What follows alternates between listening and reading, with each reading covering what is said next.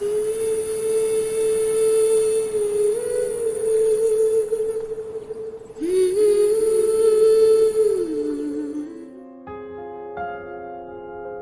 তোমাক আৰু ভাল নাপাওঁ।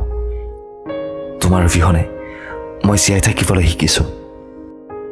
হয়, তোমাৰ স্মৃতিবোৰ আজিও সাঁচি ৰাখিছোঁ সযতনে। তোমাৰ আৰু অপেক্ষা নকৰোঁ। মই আৰু তোমাক ভাল নাপাওঁ।